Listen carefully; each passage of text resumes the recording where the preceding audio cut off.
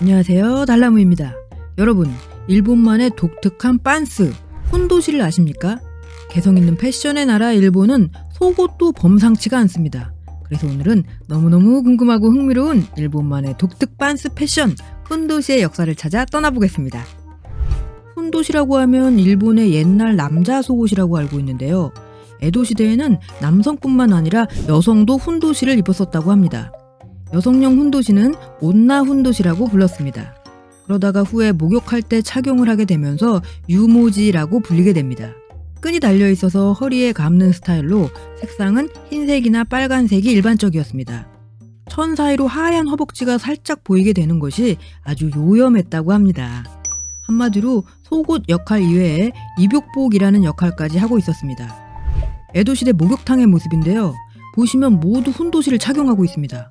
에도시대 중기까지 남성도 여성도 목욕할 때 훈도시를 입었었다고 합니다. 시간이 흐르면서 귀찮았던 건지 이 습관은 사라졌고 다 벗고 알몸으로 목욕하는 것이 일반적인 것이 되었습니다. 훈도시에도 종류가 있습니다. 크게 3가지 스타일로 나뉩니다. 묶는 방법이나 형태에 따라서 다양한 변형이 있습니다. 첫 번째, 육척 훈도시. 육척 훈도시는 이름 그대로 길이가 6척입니다. 세로폭 6척, 가로폭 1척, 센치로 환산하면 세로 200, 가로 30cm의 띠 모양 천입니다. 이게 육척 훈도시 입는 법인데요. 긴 천을 어깨에서 늘어뜨려 다리 사이로 빼내고 허리에 감은 후 돌돌 꼬아서 엉덩이 뒤로 돌려서 묶는 방식입니다. 기술이 좀 필요하겠네요. 파발꾼, 가마꾼, 보부상 이런 육체 노동자들이 주로 입었습니다. 파발꾼은 에도 시대의 택배맨이라고 할 수 있는데요. 하루에 수십 킬로미터나 되는 거리를 달렸었다고 합니다. 당시는 요즘처럼 자동차나 오토바이가 없으니 순전히 달려서 물건을 전달했습니다. 때문에 가벼운 옷차림이 중요했기에 거의 다 발가벗고 다녔었다고 합니다. 그렇다고 완전히 나체로 다닐 수는 없으니 잘 풀리지 않는 띠 모양의 천으로 중요 부위만 가린 것인데 그것이 바로 육척 훈도시입니다. 가마꾼은 인간 택시라고 할 수 있습니다. 파발꾼 못지않게 힘든 직업이고 많이 걷고 달려야 합니다. 역시나 가벼운 옷차림이 필요했기에 훈도시를 입었습니다. 땀 흘리는 직업, 힘겨운 육체 노동을 하는 이들은 모두 훈도시를 입었었다고 합니다. 이것은 어시장에서 일하는 젊은이의 모습인데요. 엉덩이가 훤히 다 들여다 보이고 있습니다. 육척 훈도시는 이처럼 허리를 숙이면 엉덩이 전체가 통째로 다 보이게 됩니다. 이러니 지나가는 아낙네들의 시선이 힐끗 쏠릴 수밖에 없었다는데, 어머 저것이 대체 무엇이여? 아주 실하구먼 실해. 내 서타일이야. 이렇듯 엉덩이에 반해서 요즘으로 치면 DM 같은 게 올 수도 있는 것이지. 그래서 이런 차림이 되었을 때 아래 털이 부스스하게 튀어나오는 것을 매너 위반으로 봤습니다. 때문에 남성들은 목욕탕 갔을 때 털 깎는 돌로 거시기 털의 숱을 단정하게 치기도 하고 향으로 구워서 짧게 정리를 했다고 합니다. 좀 더 고통을 견딜 수 있는 사람은 아예 쪽집게로 뽑기도 했습니다. 목욕탕에 아예 털 깎는 돌과 쪽집게가 다 놓여 있어서 자유롭게 사용 가능했습니다. 일본인들은 섬나라라 우리나라 사람보다 태생적으로 털이 더 풍성합니다. 털 제거가 아주 빡셌을 것 같아. 둘째, 에츠 훈도시. 에츠 훈도시의 길이는 육척 훈도시의 약 절반으로 천에 끈이 붙어 있습니다. 그래서 착용 방법도 간단합니다. 천을 엉덩이에 대고 끈을 앞으로 돌려 허리에 묶고 뒤로 늘어뜨린 천을 사타구니 사이에 넣어 앞으로 꺼냅니다. 꺼낸 천을 허리에 맨 끈 위로 끌어올리고 앞쪽으로 늘어뜨리면 착용 끝입니다. 육척 훈도시에 비해 노출이 적고 약간 가려진 점잖은 훈도시라 상인, 의사, 승려, 문화인 같은 육체 노동을 하지 않는 남성들이 선호했습니다. 그러니까 육척 훈도시는 상남자용, 에츠 훈도시는 초식남, 순한 남자용인가 보네. 맞나? 아니면 말고. 세 번째, 모코 훈도시. 3가지 스타일 중에 가장 심플한 훈도시입니다. 짧은 천에 양 끝에 끈이 있어서 끈을 묶어서 착용합니다.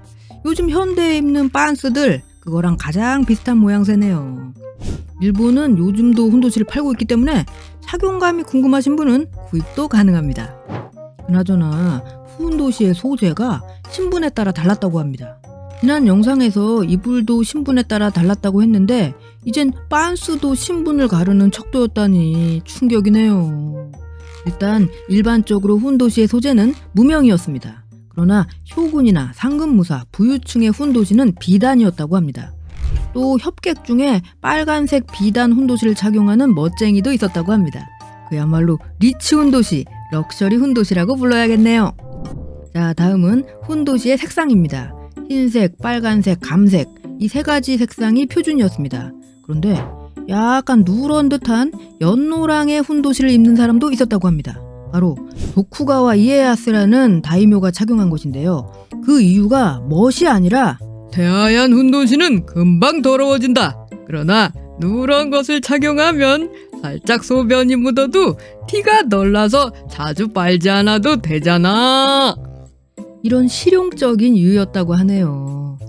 아, 자주 안 갈아입어도 되니까 오히려 좋아.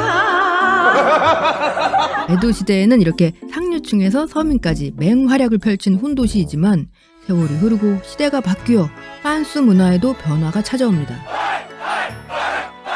에도 시대 남성들은 훈도시 패션을 전혀 부끄러워하지 않았습니다. 오히려 끈 사이로 적나라하게 보이는 엉덩이를 뽐내고 자랑스러워했습니다. 그러나 메이지 시대가 시작되며 일본은 서구화되고 많은 외국인들이 들어왔습니다.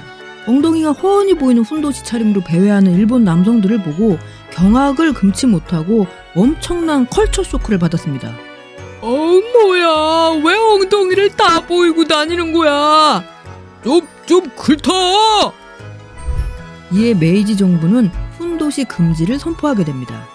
일본이 서구 제국의 반열에 올라야 하는데 훈도시 때문에 미개국으로 보이는 것 같아. 이제 훈도시만 입고 돌아다니는 것을 금지한다. 이리하여 훈도시 차림 이꼬르 부끄러운 모습, 이런 새로운 가치관이 생기게 된 것이지요. 현대에 이르러 훈도시는 축제, 맞지리 행사 같은 특별한 날에만 볼 수 있게 되었습니다. 이제야 엉덩이를 보이고 다니는 게 부끄러운 걸 안 건가? 는 개뿔! 요즘은 또 바지를 확 내려 입는 코시판이라는 게 있더라고요. 요래.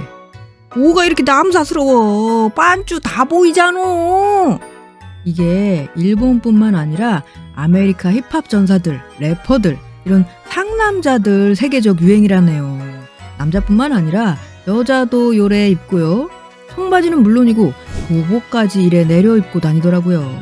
훈도시는 사라졌지만 엉덩이를 보여주며 뽐내는 건 억제하기 힘든 동물적 섹슈얼리티 에로틱 과시 본능이 아닐까 라는 생각이 드네요.